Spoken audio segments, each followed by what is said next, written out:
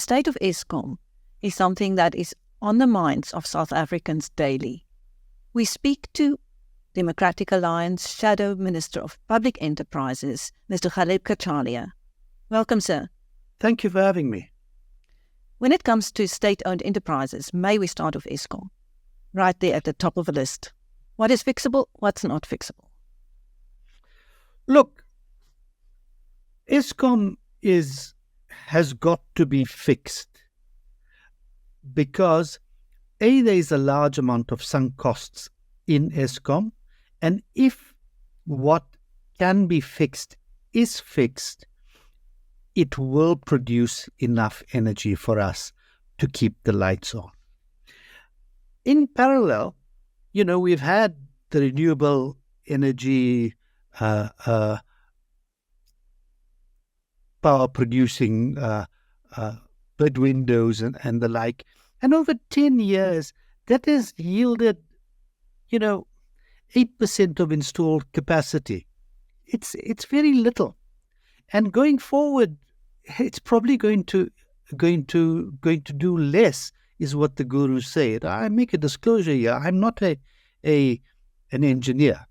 I look at my portfolio and try, like you, to learn about it.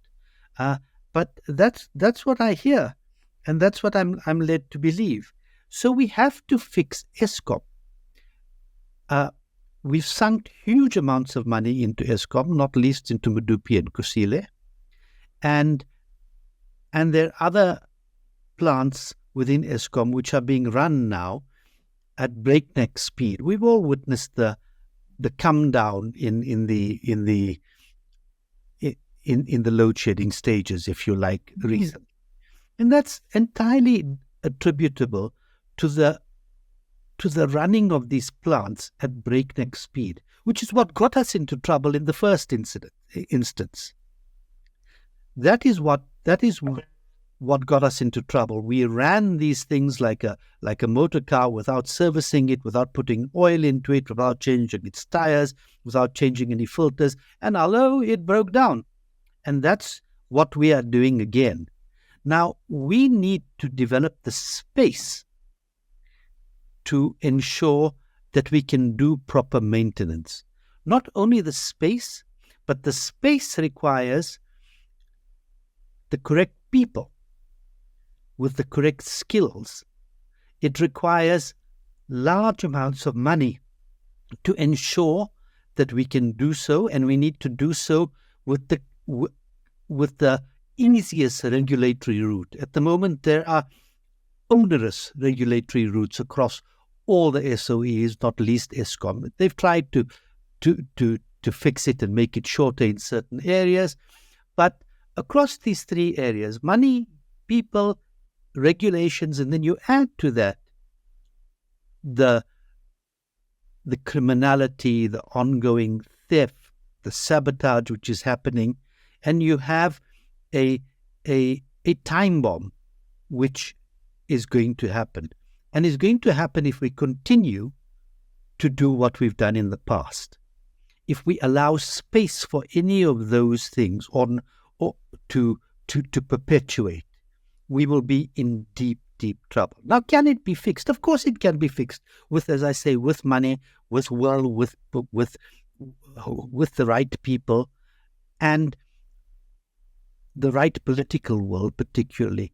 ESKOM, against a board memo many years ago, which said that we should enter into turnkey products, which would allow the original manufacturers to take control of it, to build, and then take responsibility if anything went wrong. No. ESKOM decided against the board memo to go into another form of contract called EPC and M contracts, which basically said that ESKOM would do all these things and take responsibility for it. But it didn't have the wherewithal in terms of the people to do so. It had chased those people out. It had hollowed ESKOM out. So there weren't people like in the old days when these plants were built in Ian McRae's dream team, if you like. That didn't exist. those people who knew about everyone who was placed in the position of seniority, knew about construction, transmission, testing, everything that was required to make sure that you could run a power station properly. Today we don't have it. We have been hollowed out. Now those have to be replaced at great costs. Many of those people are running power stations all across the world, in Indonesia and you name it, they're running power stations there. We need those skills. We need money, as I've said. ESKOM has been given a lifeline by government of 254 billion recently over 3 years. How much, and the conditionalities that apply, say in certain instances it can only be applied to maintenance and the fixing of ESKOM, it can't be applied elsewhere. How much of that will actually will touch sides, as it were, is another story. I'm not sure. That would have to be an initial foray, and then you need to ensure that there is interest in ESKOM from financiers across the world who will come into it. Currently, nobody's going to come into ESKOM under the current circumstances. It is a mess, and people don't invest in a mess because messes cost money. And they say, I'm sorry, we're not going to put our money at risk in this particular way. Now, that's where we stand, and it is not a particularly useful place to stand. But it can be fixed, as I say, with the proper application. And there needs transparency to be instituted along these lines. People have to say, this is what we intend to do. This is how we're going to do it. This is what it's going to cost. This is what the shortfall is. It cannot be met by tariff hikes. It cannot be met by increased revenue from selling our power, because we're actually throttling that revenue, so that revenue will be less in any event. So the picture has to be plain in layman's language to say, this is the broad picture, and given that, we are going to do the following. The following is going to ameliorate the finance aspect. The following is going to ameliorate the people skills aspect. The following is going to ameliorate other aspects. And you do this in this fashion, and you understand where the gaps are. And then you close those gaps. That's what gives investors certainty. This opacity, this Minister of Electricity who goes about strutting around the country saying, we will fix it, we will do this, we will do that. It's not, that's... Is it not doable?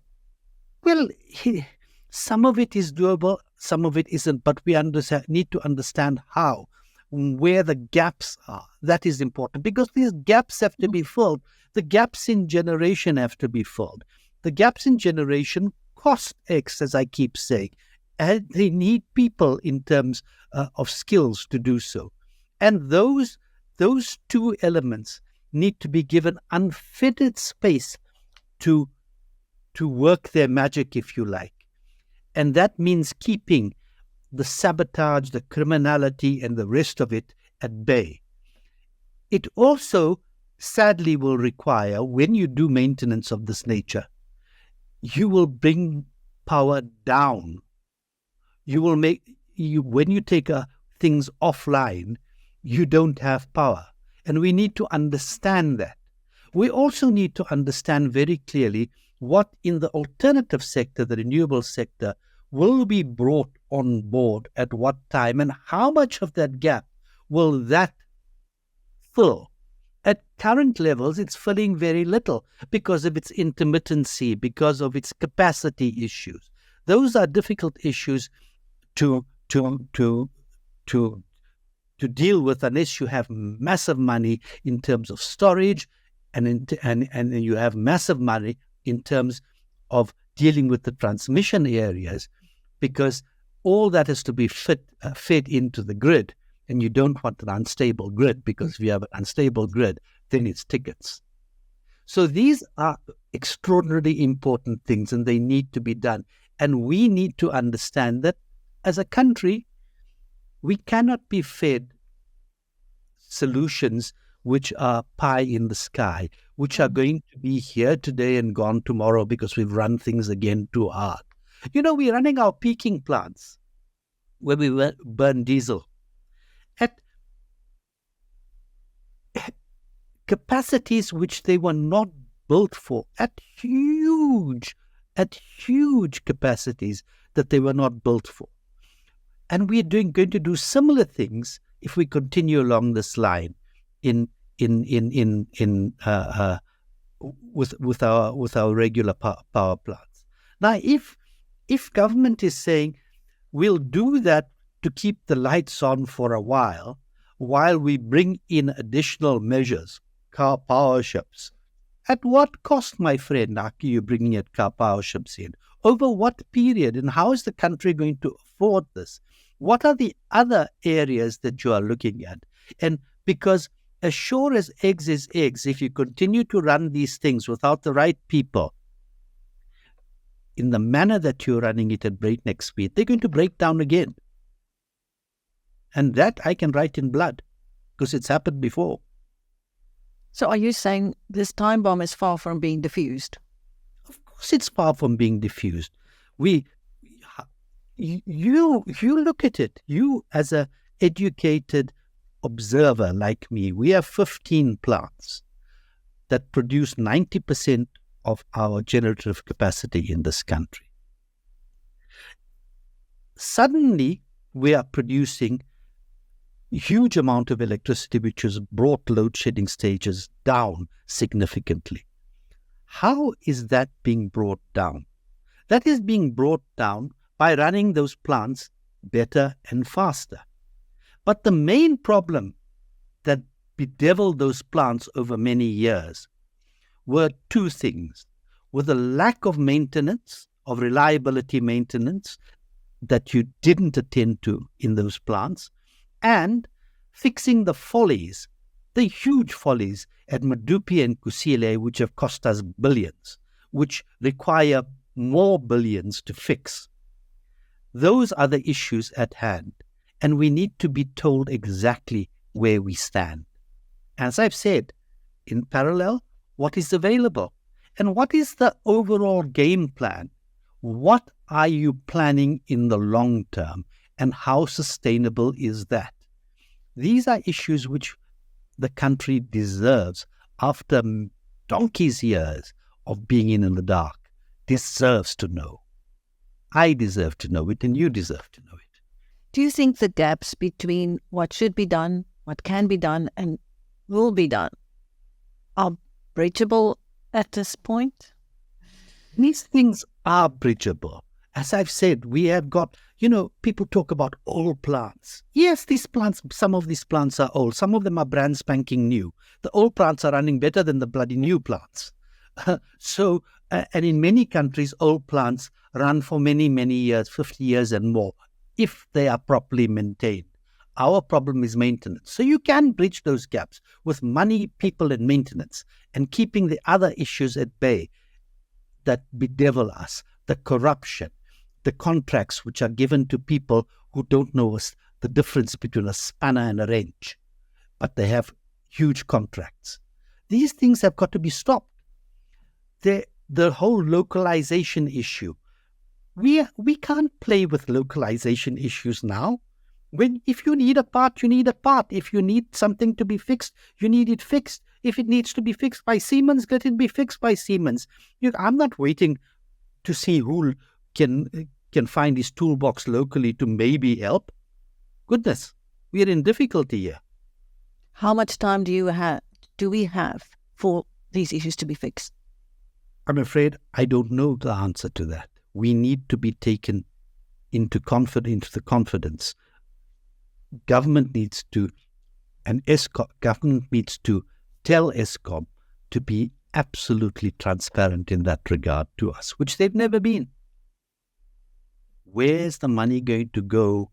What are the gaps? How long is it going to take? With whom?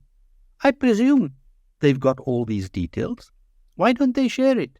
Any huge entity of this stature would have, I hope they would have, a financial co, an operational co, and a strategic co. Those are the fundamentals which you would have in an organization to fix the finances, to fix the operations, and to chart the strategy going forward. They must have that. Share it with us. If they don't have that, it's a Mickey Mouse operation. Well, while we wait for those answers, may we move on to another SOE, Transnet? What is happening there? Transnet is another disaster in the making. While it's already made, we are, ESKOM, if you like, is the heart of our economy. Transnet is the spine of our economy. We have destroyed the heart of the economy. It's in ICU. Our spine needs to be looked at by every possible surgeon, to continue that metaphor, in sight. Is it broken? Is our spine broken? Of course it's broken. You look at the ports which are used to bring in goods and send out goods, the spine of the economy. Those ports were once the best in the world. Today, they are rated as the worst in the world. The absolute worst in the world are our ports.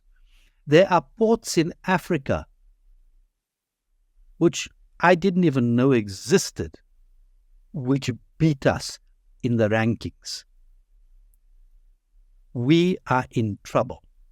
We couldn't even take advantage of the minerals boom that would have allowed for huge exports and the earnings that would come from that, because our ports were unable to do that. The feeders into our ports, the much touted road to rail transformation that's going to happening, is a complete failure, with periodic flare-ups and disasters that are happening in that area. We have huge problems in terms of ESKOM's of Transnet's pipeline business, which feeds diesel into areas of the economy, not least ESKOM. Those pipelines are continually hijacked, drilled into, and robbed of gazillion liters of diesel, which leaves us short. So there's a holistic approach that's required in these areas. It requires the security agencies, and it requires the operational agencies in Transnet to work together. Currently, their attempts at working together have been dismal. So we have less than stellar ports, if you like, to put it mildly. We have a road to rail scenario which is in disarray. We have a pipeline business which is in disarray. And we have a situation where Transnet have been given all sorts of exemptions. Unlike ESKOM, I must say, Transnet have been given all sorts of exemptions, including the exemption not to report on irregular, wasteful and wasteful expenses. They've been given exemption. The minister has pulled back on ESKOM having that exemption. But despite this, we are still in a mess. Now, if your spine on your economy and your heart of your economy is in complete distress, where is your economy going? It's going south in a big, big way. Now, I don't even want to touch on other SOEs like DENEL, like ESKOM. There's a level of opacity there which we can't break through. So we can't even understand what's going on there. Because for starters, they don't produce annual reports on time. Some of them don't produce annual reports at all. So how are we to begin to analyze what's wrong with the beast? There's SAA. Huge fanfare about SAA being saved from liquidation. We will have a national airline. We will ensure that this is resurrected. The phoenix will rise from the ashes. Well, in order for the phoenix to rise from the ashes, there was a requirement that 3 billion rands needed to be brought on board by the strategic equity partner who was chosen under very strange circumstances, and that partner was called Takatso. There is not 1 penny on the table. So much so that Hidon Novik, who was the CEO and who headed all the minority interests in SAA, packed up his bags and left because he said there is no transparency and there's no money. Still, SAA flies. It flies on a shoestring. I don't know what it's doing because we don't see any accounts. So I can't say this money is going here, this money is going there, and this money should be going there. There's none of that. SAA continues to do what it's doing. There are all kinds of strategic plans to buy X or lease X amount of airlines. Where's the money going to come from? Government has said it's not putting any money into it. So what are you going to lease with? Cotton wool. So, I mean, I ask you, you're an observer, you're a journalist. Am I painting a picture which is completely out of kilter with the reality, or does it ring reality bells in your head? It certainly sounds reality-based to me, but it's grim. It certainly is. And alarming and frightening for the people of South Africa. I hear that. I mean, and if we appointed a minister, I don't know quite what he's doing, except incurring huge costs of electricity in ESKOM. What are we doing in Transnet? What are we doing in DENEL, which was once the darling of the investor community and now is the skunk of the investor community? What's the next chapter in SAA? To name but 3 and leave the others out of the other 3 out of the picture. The only one in the SOEs that's holding its head vaguely above water is SAFCOL. But there are huge land claims about to derail SAFCOM over time. There is money required to diversify SAFCOL because it's only in one aspect of the business and its competitors have diversified across the line. But that's far down the line, so nobody worries about it. We are in trouble. And this government has got us there. May we end with some words of hope, please, Mr. Cachalia? If we just start with ESKOM, which is the main gobbler of all our money and all our energy, to coin a phrase, if we start with that and ensure that we get the right skills, that we use the money wisely, and that we are transparent about what we are going to do to fill the gaps that certainly do exist, then we will begin to get somewhere. It can be done. It's not a tall order. It must be done. Because if we don't, we're going to end up in the same, if not worse, problems that we had hitherto. Thank you. That was Mr. Ghaleb Cachalia, the Shadow Minister for Public Enterprises, for the Democratic Alliance. So thank you very much for sharing your views with us, grim as they may be.